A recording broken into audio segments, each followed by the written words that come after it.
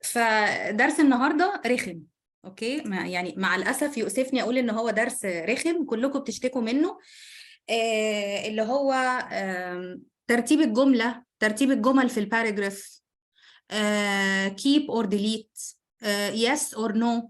عارفين انتوا انواع الاسئله دي، اللي هي الاسئله بتبقى اقرب للريدنج يعني. بس انا حبيت ان انا اشرح الموضوع من اساسه، انا عشان كده بقول ان هو مش رخم ولا حاجه، وان شاء الله يبقى لذيذ يعني، ونقدر نحل العقده بتاعته لو فهمنا الاساس جاي منين. فشويه كلام نظري كده في الاول. لان حد عارف اصلا اسم الدرس ده ايه؟ ان كل الجمل اللي في الباراجراف تبقى كلها بتدور حول فكره واحده، وكمان تبقى ماشيه بترتيب منطقي. ده اسمه ايه في الانجليش؟ ليها اسم كده، حد عارفه؟ يعني ايه الباراجراف بتاعي متماسك مترابط بالانجلش؟ اللي هي relevance and purpose.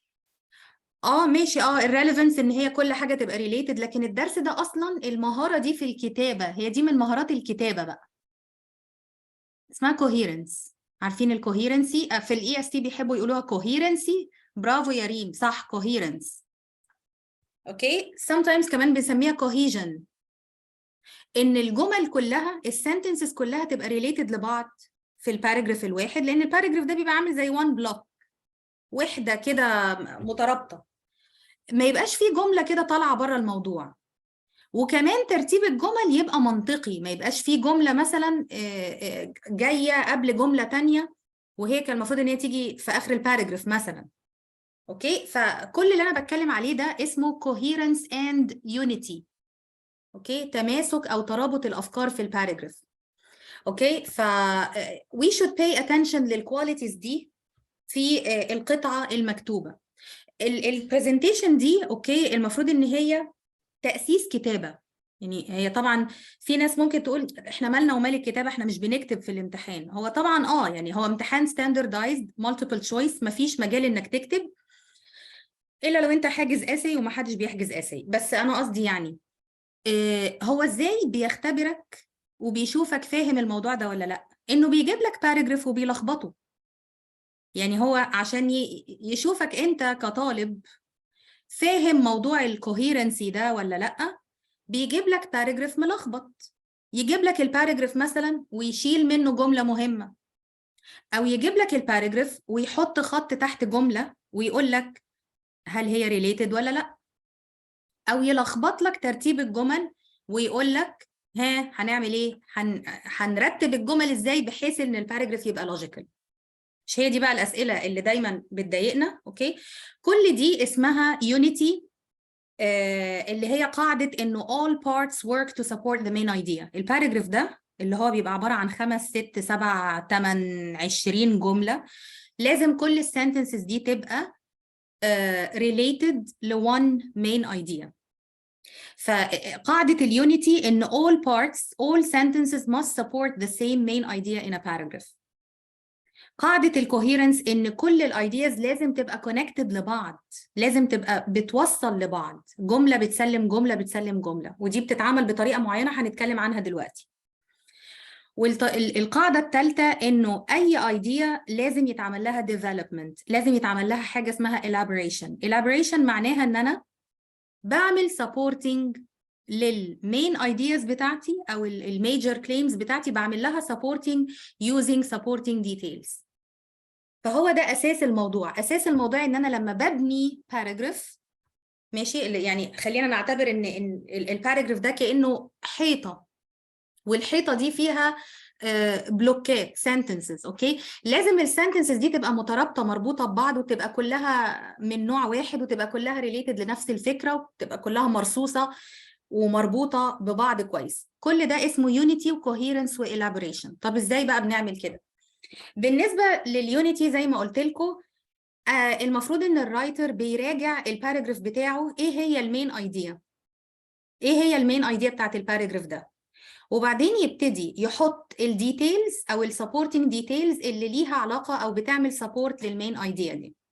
يعني مثلا لو انا عندي ده الاخ ده اللي اسمه تري ده، اوكي، هو بيكتب باراجراف عن حاجه اسمها ناسكار. ماشي، it's about the history of NASCAR racing. فهو كتب الباراجراف ده اللي قدامكم دلوقتي. NASCAR racing began at the close of World War II. يعني الحاجة دي، السباق ده بدأ على يعني مع انتهاء الحرب العالمية الثانية. دي أول جملة، ركزوا معايا بقى ها.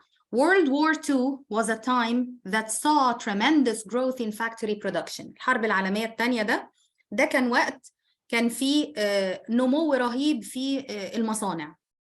Factories that had produced weapons for the war now used their technology to build new types of cars. Young people enjoyed driving these new powerful vehicles. Vehicles is another word for saying car يعني. And they soon started organizing their own races. ايه رأيكم في الباراجراف ده؟ هل هو coherent؟ هل كل الجمل related لنفس الحاجة ولا في جملة دخيلة؟ يعني a sentence مثلا that doesn't belong and should be omitted. What do you think?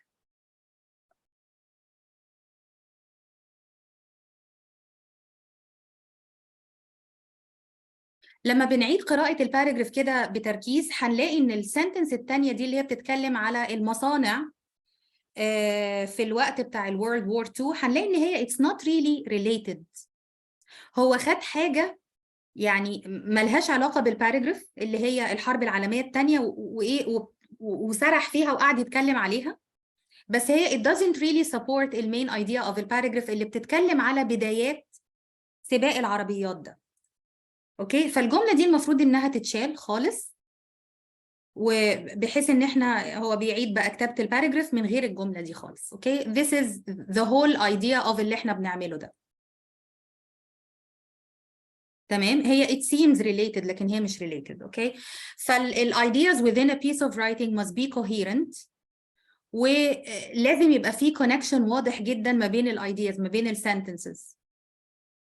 في بقى strategies كتير اوكي في الرايتنج يعني الاوثر ممكن يستخدمها للربط ما بين الجمل.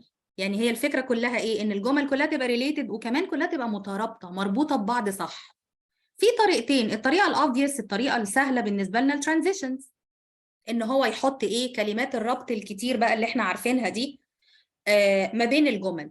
بس في طريق كمان يعني more subtle، يعني عارفين كلمة subtle اللي هي not really easy to notice، بس الطريقة دي بتبقى حلوة قوي في الكتابة، اللي هي طريقة الدايركت references. إن أنا مثلا بتكلم في الجملة الأولانية على حاجة معينة، وبعدين أعمل mention للحاجة دي في الجملة اللي بعدها، وبعدين أعمل mention تاني لنفس الحاجة في مثلا الجملة الرابعة أو الخامسة.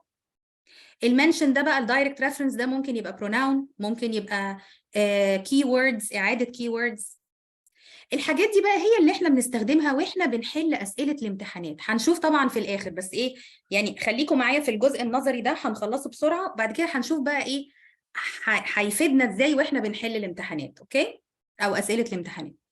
تعالوا نبص على الدايركت references. اوكي، one way to create coherence within a paragraph ان احنا نعمل دايركت ريفرنسز لكي وورد او تو كي ايديا. يعني مش لازم الكلمه نفسها هي اللي تتعاد، وممكن الفكره نفسها تتعاد بطريقه مختلفه، بكلمه مختلفه. يعني مثلا exercise is not only good for your body, exercise can also help treat depression and improve memory. كده الجملتين مربوطين ببعض لان هم بيتكلموا على نفس الحاجه، exercise. من الطرق برضو الشهيرة ان الكاتب برضو يقعد يطعم الباراجراف بتاعه بالpronouns to refer للناونز اللي هي used earlier. Some scientists believe that exercise leads to the creation of new neurons، يعني خلايا عصبية جديدة. يعني تخيلوا الاكسرسايز الرياضة بتخلي المخ ينتج خلايا جديدة، يجدد نفسه. They argue that exercise may therefore slow the process of memory loss in aging people. فالتمارين والرياضة بتساعد كبار السن ان هم ايه تبطيء عملية الشيخوخة. المهم هنا الريفرنس فين؟ some scientists وبعد كده they. خلاص، انتوا طبعا اكيد دلوقتي بتفكروا بتقولوا ده طب ما عادي يعني ما كلنا بنعمل كده. لا، sometimes بقى الرايتنج ما بيكونش فيه الدايركت ريفرنسز دي، ما بتبقاش واضحه، او الكاتب بينسى يعملها. بيبقى الكلام مش مترابط، بينسى ان هو يعمل الخطوة دي كتير قوي. بنلاقي ان الكاتب عامل جمل ملهاش علاقة ببعض او مش مربوطة ببعض كويس. ده بقى اللي بيجيبوه لنا في الامتحان، وساعتها بقى يقولوا لنا مثلا الجملة دي نخليها ولا نشيلها؟ طب الجملة دي مكانها هنا صح ولا غلط؟ اوكي، يعني تخيلوا مثلا في الاكزامبل اللي فوق ده اللي هي exercise is not only for your body. Exercise can also help treat depression and improve memory. لو انا جبتها لكم في الامتحان في الاي اس تي مثلا، هشقلب الجملة الثانية هخليها قبل الجملة الأولانية، واديها لك بقى في الامتحان، هحط لك تحتها خط واقول لك ها ايه رأيك؟ الترتيب ده صح ولا غلط؟ فطبعا انت لو بتقرأ بتركيز هتاخد بالك انه الجملة الثانية اللي فيها also كان المفروض ان هي تبقى تاني واحدة مش اول واحدة. وده بقى اللي فعلا بيحصل في الامتحانات. So far so good معايا؟ ابتديتوا تفهموا الفكرة شوية؟ ادوني اوكي كده if you agree. لو انتوا مش فاهمين قوي احنا بنعمل ايه اكتبوا لي يعني فاهمين بس نص نص. تمام؟ حلو قوي. تمام ماشي. هي طبعا دلوقتي نص نص، كمان شويه كده هتلاقي نفسك ايه، لما نكمل هتلاقي نفسك فهمت. لما نحل بقى اسئله الامتحانات هتلاقي نفسك فهمت ان شاء الله 150%. في طريقه تانية للدايركت ريفرنسز ان احنا نستخدم synonyms. السينونيم يعني انا بستخدم مش نفس الكلمه بقى بالظبط بالحرف، بستخدم كلمه تانية مرادف ليها. rewordings paraphrases of keywords. يعني sometimes برضو الكاتب بيلجأ لان هو ما بيعيدش نفس الكلمة بالظبط، ممكن يعيد حاجة بتعنيها. زي مثلا لما بقول depression is related to low levels of serotonin and norepinephrine كلمة كده. ده طبعا واضح ان هي حاجة علمية، يعني انا مش عارفة انطقها اصلا. norepinephrine. ماشي، ان شاء الله بقى الدكاترة يبقوا ينطقوها لنا.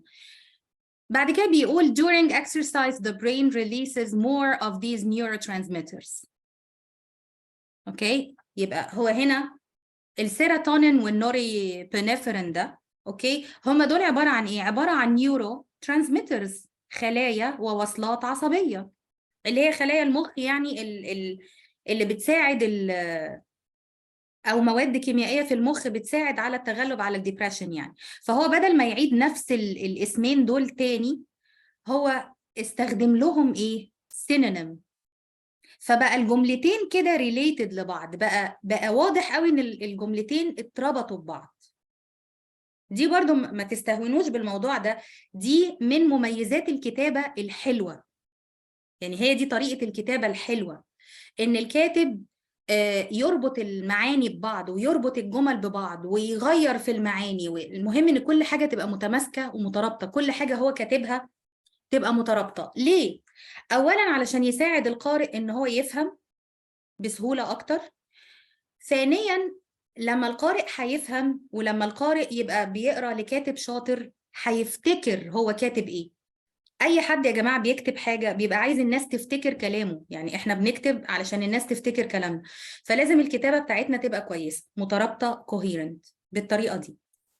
اصبروا عليا شوية هنشوف بقى الكلام ده بيتطبق ازاي في أسئلة الامتحانات. خلاص، نيجي بقى للطريقة التانية to create coherence أو ترابط ما بين الجمل، إن أنا أستخدم transitional expressions.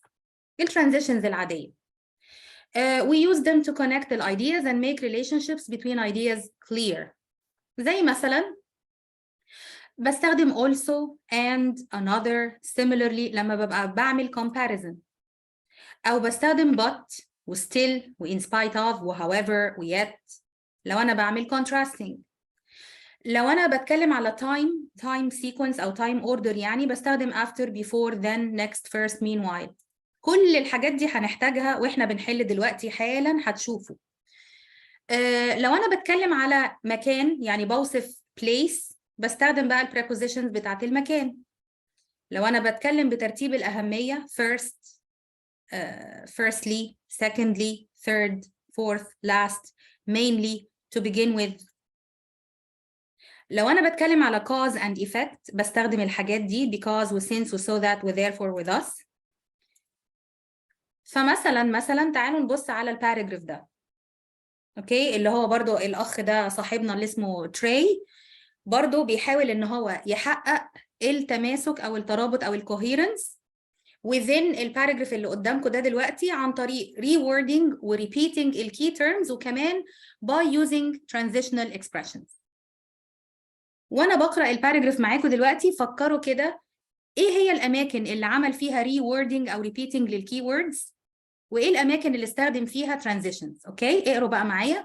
Some people saw the appeal of car racing and tried to make the sport official. يعني بعض الناس خدوا بالهم إن الكار ريسينج ده له appeal، له جاذبية، فابتدوا يحولوها لرياضة رسمية. تاني جملة as a result different organizations such as the National Stock مش عارف AAA and the National مش عارف مين أسامي cropped up with their own guidelines and rules for car racing. تاني جملة بتقول إيه؟ إنه as a result وبالتالي يعني as a result للكلام اللي في الجملة الأولى في منظمات مختلفة ابتدت إن هي تعمل إرشادات وقوانين وقواعد خاصة بسباقات العربيات. ثالث جملة however وعلى الرغم من ذلك أو ولكن because there were so many organizations يبقى هنا however معناها ولكن لأنه كان في organizations كتير كان في منظمات كتيرة the sport could not become a national phenomenon. يعني ما كانش في حاجة واحدة مثلا، لا كان في كتير كذا منظمة أو كذا organization، فالرياضة دي عمرها ما بقت ظاهرة على مستوى الدولة كلها، على مستوى البلد كلها. عندنا هنا مثلا كلمات الهايلايتد بالأزرق car racing the sport. ماشي، هو بدل ما يعيد كلمة car racing بيريفير ليها ب the sport.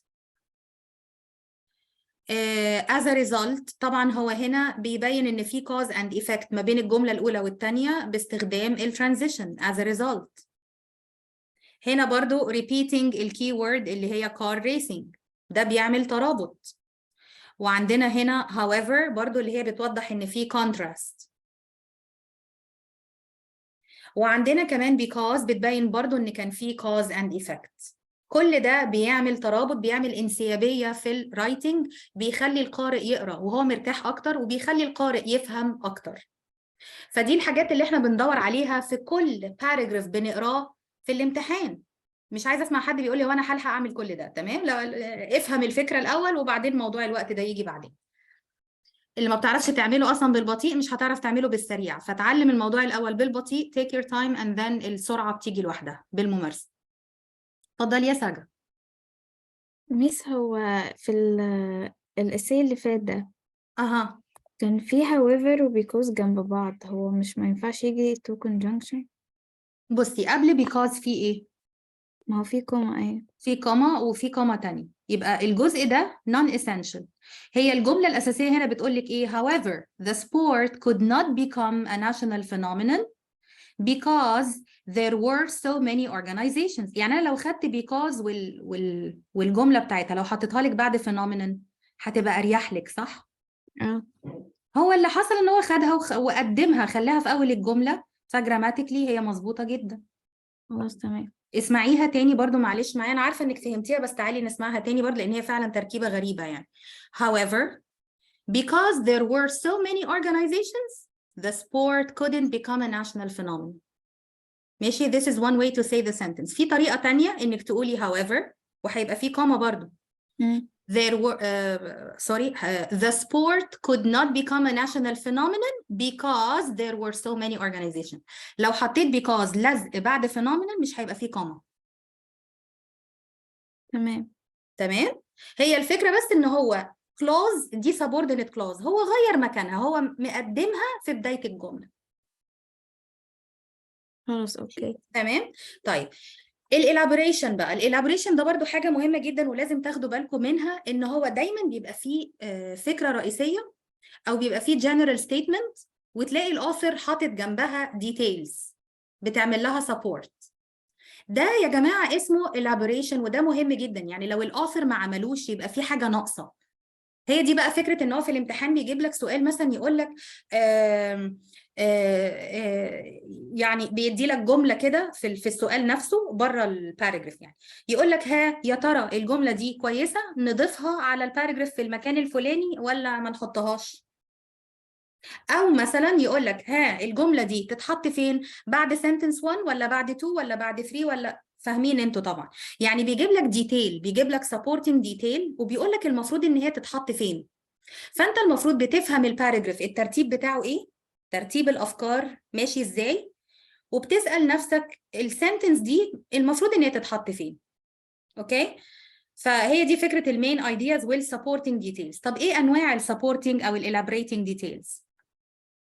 الالابريتنج ديتيلز ممكن تبقى sensory طبعا، اللي هي شبه كلمه sense، يعني بتلاقي الكاتب مثلا لو هو بيوصف مكان او بيوصف حاجه ماديه مثلا، تلاقيه بيتكلم على what you see, what you hear, what you can taste, what you feel، يعني بيتكلم على الحواس، بيوصف. اوكي، في كمان supporting details بتبقى facts وstatistics، يبتدي يدي لك حقائق. يعني مثلا لو الباسج علمية شوية أو لو الباراجراف علمي بيتكلم على حاجة علمية، تلاقيه بيدي لك حقائق علمية facts، وبيدي لك statistics اللي هي facts بس بالنمبرز، الstatistics اللي هي numerical facts. أو يدي لك مثال، يعني هو عشان يقرب لك الصورة مثلا يدي لك examples، أو ياخد لك حاجة من حياته الشخصية مثلا ويبتدي يحكيها لك، يعني قصة كده بنسميها بالعربي اللي هي اللطائف والحاجات اللي هي القصص حاجة يعني كده زي نكتة يعني، أو حاجة من حياة البني آدم يعني كنوع من السبورت. أو كمان من الحاجات اللي بنشوفها كتير في الامتحانات الأكسبرت opinions.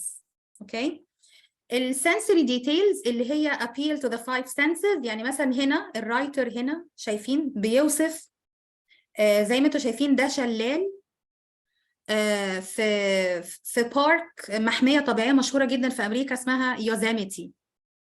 مش عارفة انتوا عارفينها ولا لا، ممكن تكونوا شفتوها في الأفلام، ممكن اللي سافر أمريكا مثلا يكون شافها. هي مزار سياحي ومحمية طبيعية معروفة جدا. فهو لما وهي فعلا it really appeals to the senses، يعني اللي بيقف هناك بيبقى فعلا كل الحواس بتاعته كده في حالة استنفار، يعني لأن أشكال وألوان كتيرة قوي وأصوات كتيرة وحاجات طبيعية جميلة جدا. فهو بيوصفها بيقول إيه؟ The roar of powerful waterfalls fills your ears. الصوت الزئير بتاع الشلالات يملى الودان. الشلال نازل كده يعني بصوت جامد قوي. On either side of you 3000 feet of sheer granite walls rise up. يعني الصخور بقى الجرانيت ارتفاعها 3000 قدم، كتير جدا يعني حاجة فظيعة جدا. فهو هنا بيعمل أبيل لحاسة السمع وبيعمل أبيل لحاسة النظر كمان، يعني كأنك بيحطك جوه الإكسبيرينس، بيساعدك إنك تعمل فيجوالايز. إيه الفكرة الرئيسية؟ الفكرة الرئيسية هنا هو مش جايبها في الأول، هو جايبها في آخر الباراجراف. You are standing in Yosemite Valley, one of the most popular tourist attractions in America. شايفين؟ انا برضو كنت عايزه اوريكم انه ايه sometimes المين ايديا بتيجي بعد الديتيلز. تمام، فهو الاول ادالك الديتيلز، ادالك السنسوري ديتيلز، وبعد كده حط لك المين ايديا. sometimes الرايتر ممكن ما يكتبش اصلا المين ايديا خالص ويسيبك انت كريدر تخمن ايه هي المين ايديا. تاني حاجه الفاكتس. هنا بقى ممكن بيدي لك statements that can be tested, that can be proved true or false. يعني مثلا لما بيقول لك Yosemite Valley was created by glacial erosion، دي حقيقة علمية العلماء الجيولوجيست اللي هم الجيولوجيين أثبتوها، إن الوادي ده اتشق عن طريق التآكل. الإيروجن ده إيه اللي عمله؟ جبال الجليد الضخمة جدا، طبعا التلج بيزق اللي حواليه، فهو اللي شق الفالي ده، هو اللي عمل الفالي ده وسط الجبال. دي حقيقة علمية. أوكي، طيب statistics are facts in number form. فهو هنا مثلا بيقول لك of the 9 waterfalls that cascade into the valley 5 are over 1000 feet. Yosemite Falls is 2425 feet. بيدي لك معلومات رقمية، هو بيوصف المكان.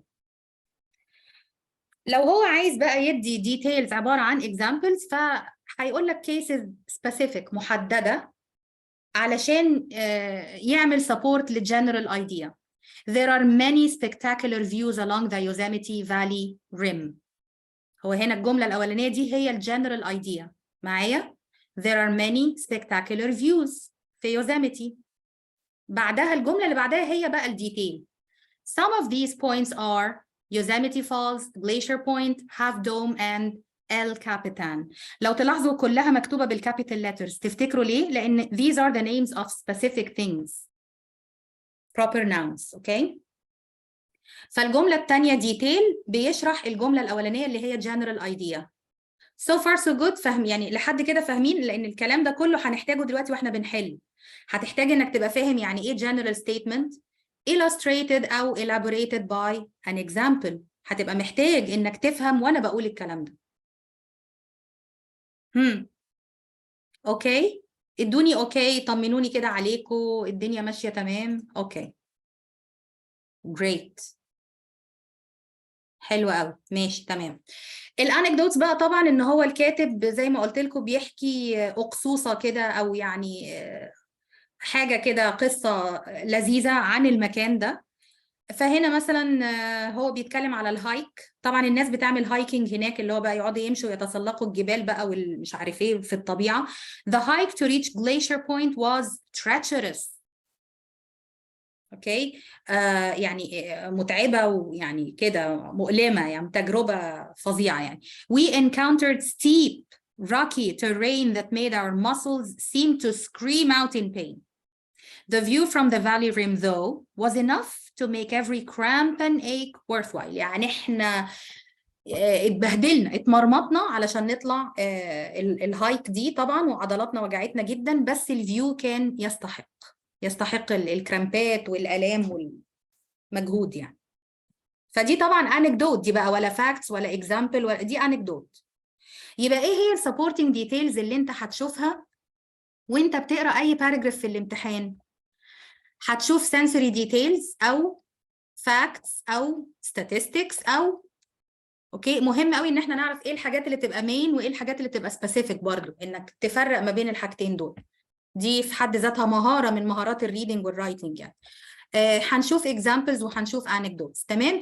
هي دي الحاجات اللي بنكون بيها او بنبني بيها paragraph. اوكي. واخر حاجة كمان الاكسبرت opinions، برضو ان انا بجيب authority. كلمة authority ممكن يبقى معناها سلطة، أو ممكن يبقى معناها حد خبير في حاجة. reliable authorities يعني الخبراء يعني reliable، يعتمد عليهم، credible يعني.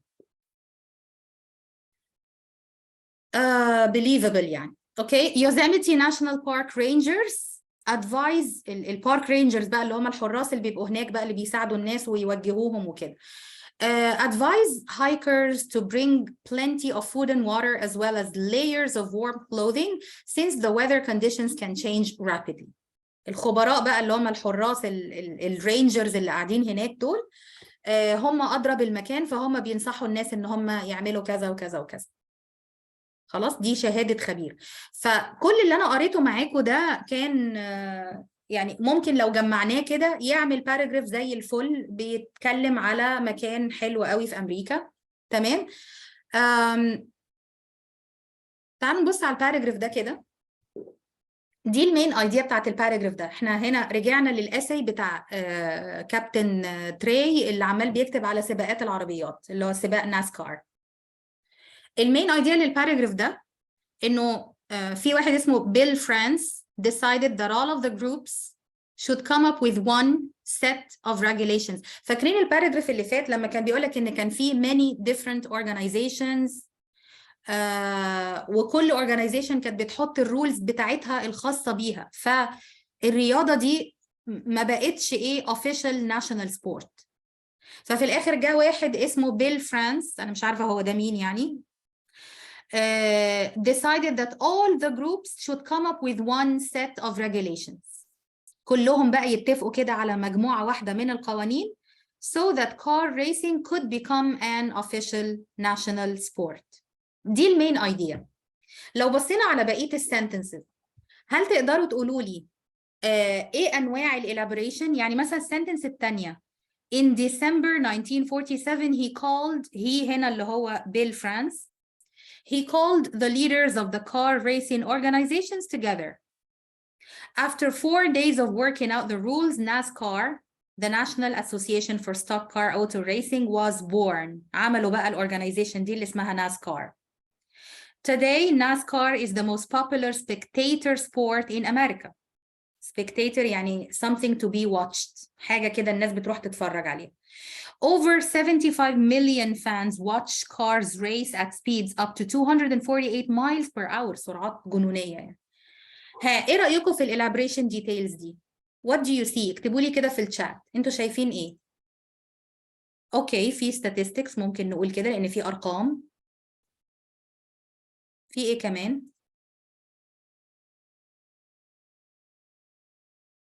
السنتنس التانية دي تعتبر fact. والسنتنس اللي هي دي today NASCAR is the most popular spectator sport in America. This is a fact. You can actually count the number of fans فهتعرف ان it's right or wrong. آخر sentence تعتبر statistic زي ما حبيبة قالت. تمام؟ فأنا دلوقتي لو اديتكم الباراجراف ده اوكي وطلبت منكم انكم تعملوا له revising. ده اللي بيتعمل في الامتحان على فكرة بالظبط. They ask you to revise a paragraph. يا إما عن طريق adding a sentence that has direct references and the proper transitions، أو ممكن يبقى سؤال على transitions بس، أو ممكن يطلب منك to delete any sentences that interfere with the paragraph's unity، يعني أي sentences that are not related. في الباراجراف ده عايزاكم تطلعوا لي sentence واحدة unrelated. قولوا لي كده هي أنهي واحدة، الأولى ولا الثانية ولا الأخيرة ولا ماشي، هنقراه دلوقتي مع بعض. وشوفوا كده لو في two sentences محتاجين ان يبقى في transitions ما بينهم قولوا برضو، وبعدين هنشوف الموديل او possible answer يعني مع بعض. هنا الباراجراف بيقول teenagers have different sleeping patterns than younger children and adults. التينيجرز ليهم نمط نوم مختلف عن الأطفال اللي أصغر والأدلتس الأكبر. Their circadian rhythms or internal clocks change. الساعة البيولوجية بتاعتهم بتتغير. The hormone melatonin is produced later at night in teens. Melatonin can make it harder to fall asleep early. They need to go to sleep later and wake up later. Melatonin is also what causes jet lag. برافو يا معاذ. برافو يا معاذ، صح. اوكي، معاذ اكتشف السنتنس اللي هي unrelated اللي هي آخر واحدة melatonin is also what causes jet lag. تعالوا نشوف برضو الترانزيشنز. هنا هم حطوا this is because قبل الجملة الثانية. اوكي، ان هم they have different sleeping patterns. ليه؟ علشان الcircadian rhythms بتاعتهم change، بتتغير. و حطينا هنا as a result ما بين ال two sentences دول. This hormone can make it harder to fall asleep early. As a result, teenagers need to go to sleep later. في هنا علاقة cause and effect ما بين ال two sentences دول، فبحط as a result. ما يمنعش برضو ان انا كمان احط direct references زي مثلا this hormone. اوكي، زي teenagers. اوكي، تعالوا بصوا الفرق كده بين الباراجراف قبل الريفيجن. بدل they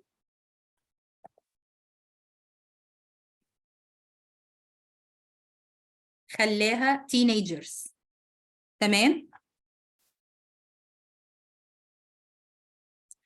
بدل melatonin خلاها this hormone and so on and so forth. Okay, do you get it? طيب احنا كده بقى خلاص خلصنا الكلام النظري. تعالوا نتكلم عملي شوية بقى، اللي هو ايه، نفتح الأسئلة بقى. اوكي، يعني عايزين نشوف بقى الأسئلة بتيجي ازاي في الموضوع ده. اوكي، فأنا كنت طبعا بعتلكوا الفايلات دي.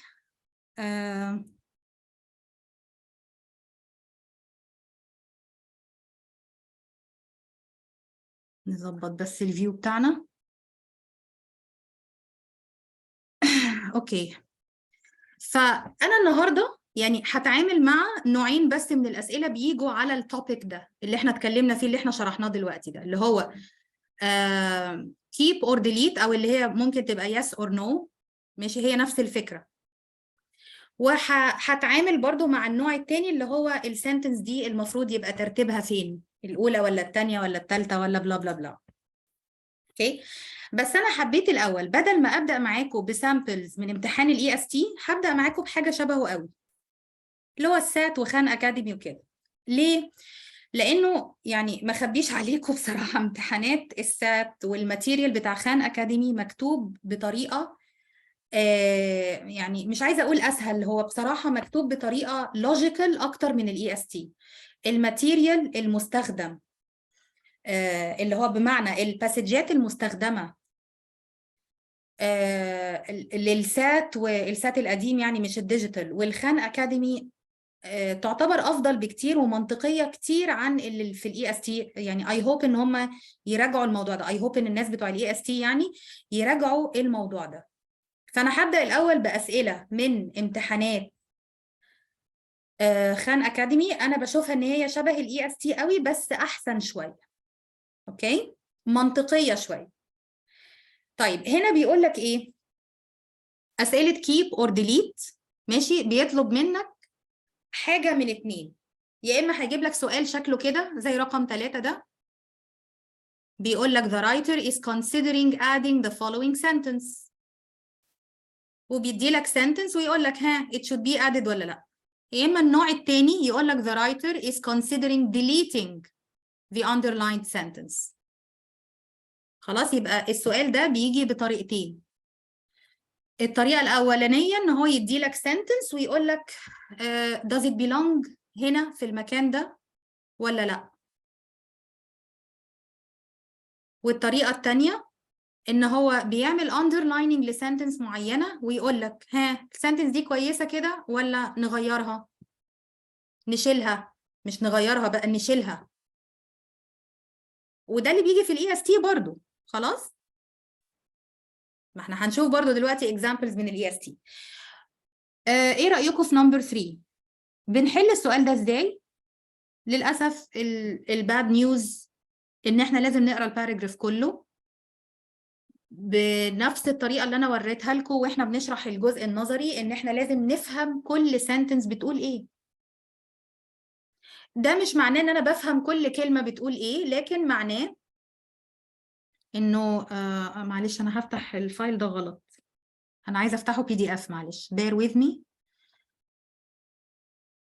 عايزين نفتحه PDF، انا مش عايزه افتحه كده، ايوه انا عايزه افتحه PDF. ماشي، ده معناه ايه؟ ان انا مش محتاجه اقرا كل كلمه. خلاص، يعني انا هقرا السنتنسز كلهم لكن مش بالضروره هقرا كل كلمه. يعني ايه الكلام ده؟ يعني هنركز على الكي ووردز على قد ما نقدر واحنا بنقرا. ماشي، ركزوا بقى معايا على الباراجراف، هنقراه كله الأول وبعدين هنشوف هل الجملة دي تستحق إن هي to be added yes ولا هي لا تستحق إن هي to be added. أوكي، يبقى هقرا الباراجراف الأول. الجملة الأولانية بتقول إيه؟ In order، ركزوا معايا ها عشان انتوا اللي هتكتبوا لي الإجابات دلوقتي. In order to provide useful information to consumers, DTC tests، دي أول keyword، need to be both accurate and reliable. محتاجين إن هم يبقوا مظبوطين. دي أول جملة. تاني جملة however until recently government regulation of DTC tests has focused on how these tests are advertised to the public rather than the validity of the tests themselves. يعني الحكومة وقوانين الحكومة كانت مركزة على إيه؟ على advertising the test, promoting the test to the public، أكتر ما هم مركزين على إن التست يبقى correct. validity يعني correctness. خلاص، يبقى دي السنتنس التانية. Thankfully, the Food and Drug Administration, FDA, unveiled a plan to increase the regulation of thousands of DTC tests. يعني عملوا بلان ان هم يصلحوا الموضوع ده، يخلوا الاختبارات دي مظبوطة وكويسة وvalid correct accurate. The essential طبعا essential و necessity ده كده redundant. المهم the essential necessity of such increased regulation cannot be overstated، يعني ضرورية جدا. In a 2006 investigation, for example, the Government Accountability Office found that some anonymous donors were given different results, vastly different results from a sample of 4 DTC tests. يعني في ناس كان بيتعمل لهم الاختبار ده وكانوا من عينة واحدة عملوا عليها الاختبار 4 اختبارات، فطلعت ريزالتس مختلفة تماما لنفس العينة. تخيلوا مثلا بتعمل انت مودي مثلا عينة دم مثلا، فواحد معمل بيقول لك انت فصيلتك بي وعندك السكر لا قدر الله، وواحد تاني يقول لك انت فصيلتك او وعندك مش عارف ايه. results different results. فاهمين الحالة تقريبا ايه؟ يعني فاهمين الباراجراف الاول؟ you need to understand the paragraph. يا اما بقى ان انت تختصر السنتنسز اللي انت بتقراها وتحولها لكي ووردز، يا اما تقعد بقى you try to relax and you try to understand باي طريقه ملهاش يعني خلاص you cannot، يعني ما ينفعش تلف عليها. هي يا اما كي ووردز يا اما نقعد نقرا كل حاجه فعلا ونفهم بما يرضي ربنا كده. طيب دي الباد نيوز. ايه الجود نيوز بقى؟ الجود نيوز يا جماعه انه السؤال ده بيجي مرتين، مره واحده ممكن ما يجيش خالص في الامتحان. في الاي اس تي انا عملت كده ماي ريسيرش، قعدت بصيت على ال 11 امتحان اللي هم released by the ministry، لقيت ان هو بالكتير قوي بيجي مرتين، في امتحانات ما كانش فيها اصلا. فلو انت النوع ده من الاسئله بيضايقك، اعرف ان هو مش كتير، مش هيأثر قوي في السكور بتاعك. ركز على الحاجات اللي انت بتعرف تحلها، هم كتير. ركز على الاسئله السهله والمتوسطه لان هم كتير جدا، وسيبك من الاسئله الصعبه دي هتحلها امتى؟ في الاخر خالص. كل الوقت بقى اللي انت وفرته وانت بتحل الاسئله السريعه، الاسئله اللي مش محتاجه وقت، الوقت ده في الاخر هيتبقى لك مثلا ايه؟ دقيقتين 3 اقعد حل فيهم الاسئله المعقربه دي بالطريقه المظبوطه، لان ما في there's no way out. ماشي؟ طبعا انا هنا بكلم الناس اللي مش بتلجأ للهبد. الناس بقى اللي بتلجأ للهبد يا ريت يعني ايه يعني انا ببقى زعلانه عليهم قوي بجد، زعلانه منهم وعليهم يعني. ماشي؟ الناس اللي بتقعد تهزر ويقعد انا بيجي لي اكتئاب والله يا جماعه لما بشوف الجروبات، معلش مع احترامي، اللي بيتكتب على الجروبات ده يجيب اكتئاب والله. الريدنج ملوش حل، هي انتوا بتضحكوا على ايه؟ بتضحكوا على الخيبه يعني؟ معلش يعني الناس اللي بتكتب الكلام ده ايه ده؟ يلا نهبد، يلا بالحب انا هخش واجيب 400، ينفع احط مش ايه ده؟ ايه الفشل ده؟ ربنا بقى يعافينا ويعافيكم. تمام؟ اطلعوا من الجروبات دي لو سمحتوا لان هي very bad energy بجد والله. طيب نيجي بقى ايه، نرجع لموضوعنا. one individual دي بقى الجملة اللي ايه، اللي احنا بنفكر الرايتر بيفكر ان هو ايه يعمل لها adding. ماشي؟ استعدوا بقى. one individual who had been given a pacemaker 13 years earlier to correct an irregular heartbeat، يعني كان في واحد كده واخد البيس ميكر اللي هو منظم القلب، was even informed by one company that he had a low risk for developing such a condition. يعني هم ادوا له جهاز يعني اللي هو بينظم ضربات القلب، حاجة خطيرة جدا، وجت شركة من الشركات عملت له اختبار، الاختبار ما كانش مظبوط لدرجة انهم قالوا له ده انت لو ريسك، انت ما فيش اي خطر عليك يا حبيبي، انت زي الفل. هل الجملة دي ريليتد للي احنا قلناه في الباراجراف ولا مش ريليتد؟ اكتبوا لي في الشات بسرعة.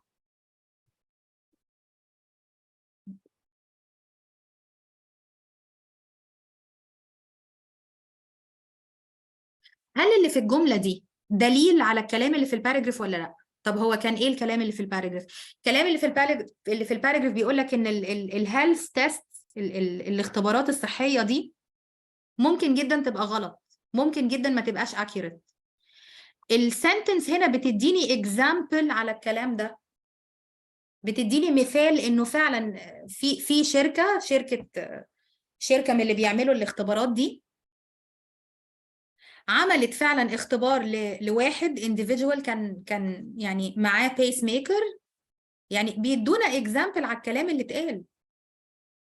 بيدونا example إنه sometimes الناس اللي بتعمل الاختبارات دي they get vastly different results.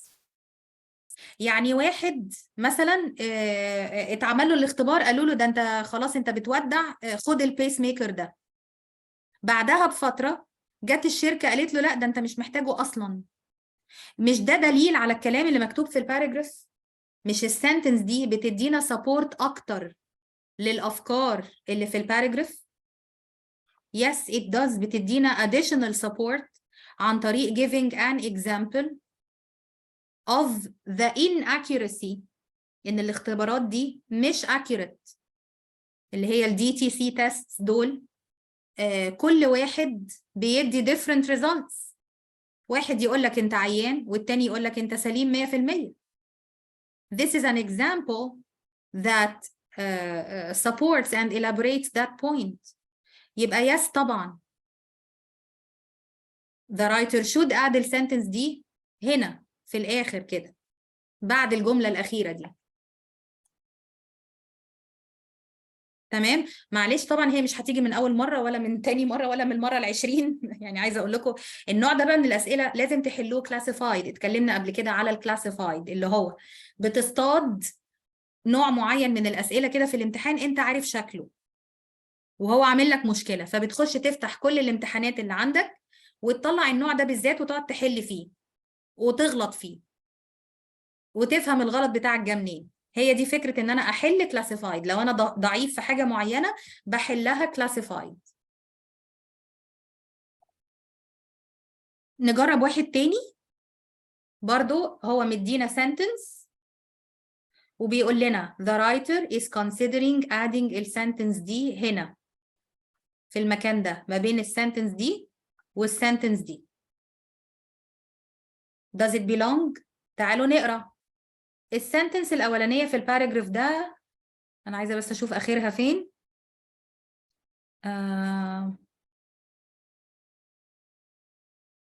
مالها طويلة كده. دي أول sentence في الباراجراف. Scientists have determined that the cause of white nose syndrome دي معناها إن أعراض لمرض معين. يبقى العلماء يعني determined حددوا أو قرروا إنه الأعراض بتاعة المرض ده سوري السبب بتاع المرض ده فانجس. وهما بيدونا اسم الفانجس هنا مش مهم خالص. يعني الفانجس ده flourishes يعني grows بيترعرع وبينمو كده وبيزدهر في ال cold wet environments. ماشي. and reproduces الفانجس اللي بيسبب المرض ده بيتوالد by generating spores that can lodge in the floors of caves مش عارف ايه their muzzles ears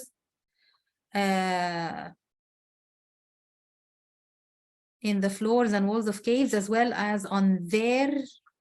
هو هنا كان بيتكلم على الباتس، كان بيتكلم على الوطويط، يعني ان هو الفنجس ده كان منتشر في الباتس.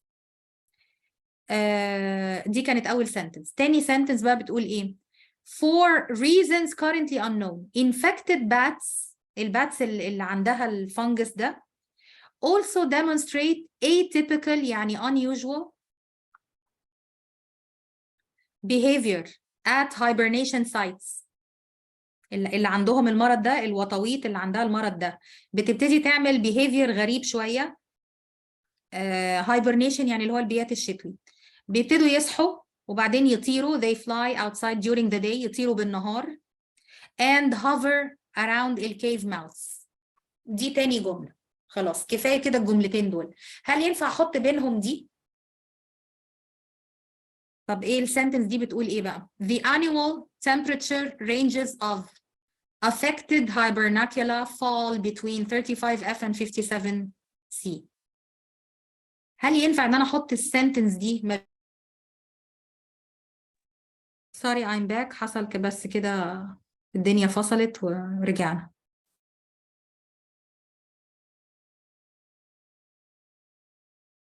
نت فصل. المهم انتوا معايا شايفين السكرين؟ حصل خير النت فصل ورجعنا على طول ما خدش ثواني. طبعا السنتنس دي ما ينفعش ان انا احطها ما بين التو سنتنسز دول اللي احنا قريناهم مع بعض. يعني ما ينفعش هنا مكان رقم 4 احط الجملة دي لانها دخيلة. it doesn't belong. Plus we cannot أصلا separate ال two sentences دول من بعض.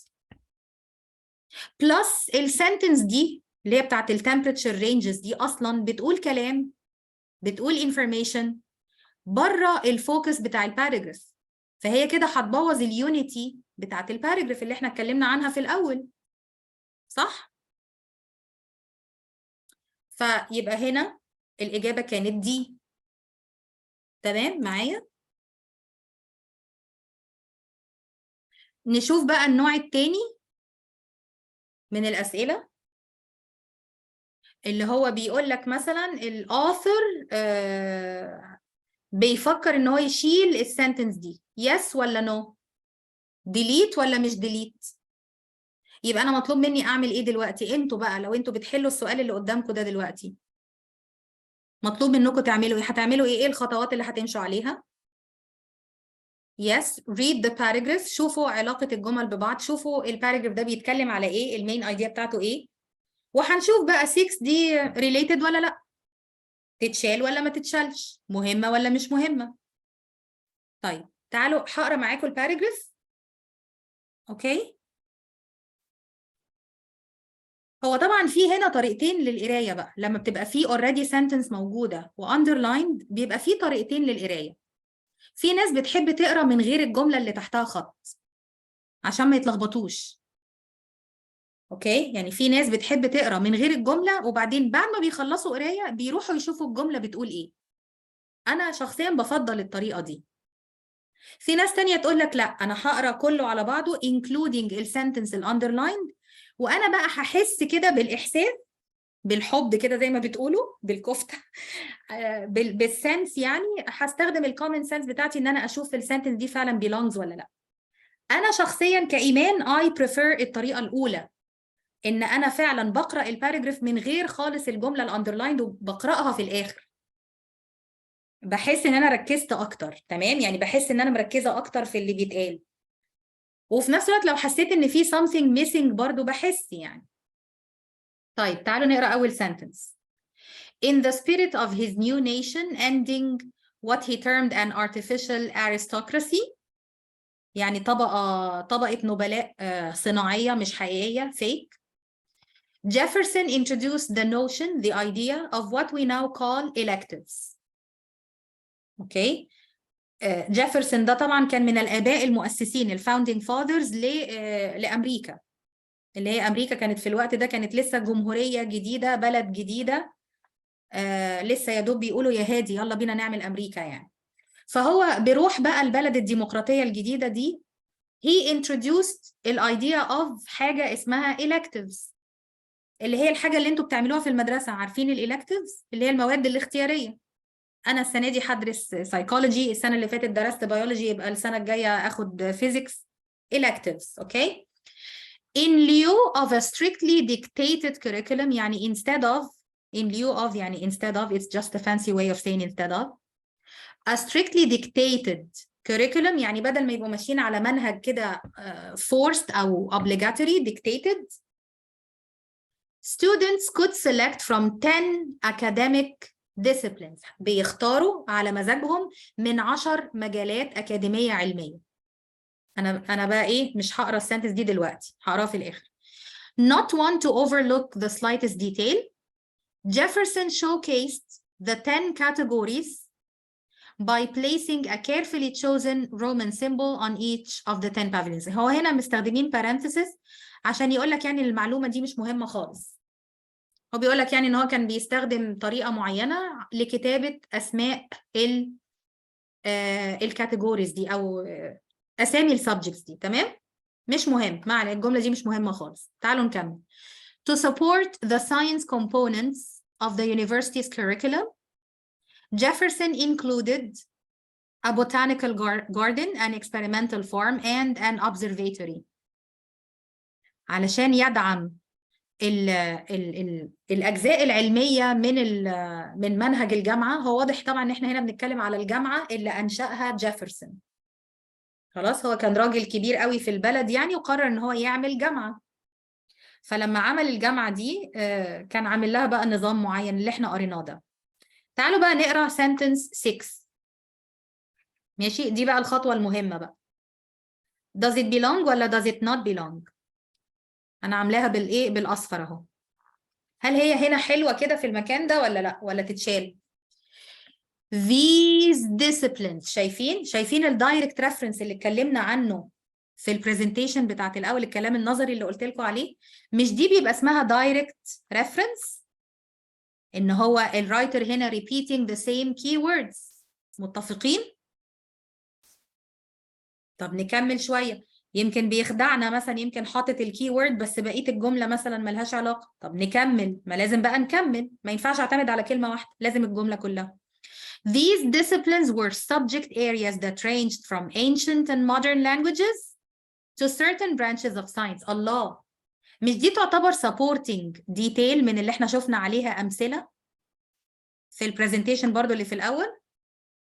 ليه؟ لأن هو بيديني هنا دلوقتي example على الديسيبلينز اللي هو كان بيعرضها على الطلبة في الجامعة بتاعته. يبقى السنتنس هنا طبعا إيه؟ belongs 100%. هنشيلها؟ لا طبعا، no I cannot delete it. يبقى أنا already إيه؟ أنا خلاص لحد دلوقتي أنا عرفت إن هو مش yes. I'm not deleting this sentence. It belongs. بيتبقى لي إيه؟ الراشونال. الجزء ده اللي هو المبرر ده اللي هو بعد no ده اسمه الراشونال. The reason why I'm keeping this sentence. هل هو الريزن اللي فوق في C ولا اللي تحت في D؟ تعالوا نقرا مع بعض. The information conveyed in this sentence provides useful information about the breakdown of disciplines. يعني الانفورميشن اللي في الجملة دي بتشرح لي الأنواع السبجكتس اللي هو أصلا اتكلم عنها بعد كده later في الباراجراف. I think إن السنتنس فعلا عملت كده صح؟ طب تعالوا نقرا الراشونال بتاع دي. The information conveyed in the sentence explains why. بتشرح لنا ليه جيفرسون relied heavily on Greek architecture? No, that's not related. يبقى هي C. And these are the steps of tackling this type of questions. Okay? Next، يعني الخطوة بقى اللي احنا هنعملها دلوقتي بعد البريك إن أنا هطلع معاكم بقى نفس نوع الأسئلة ده من مين؟ من الأخ بقى الأستاذ المبجل EST. هي نفس الفكرة بس هي اللغة هي اللي مختلفة شوية. تمام؟ بس هناخد دلوقتي بريك. So far so good. Do you have any questions?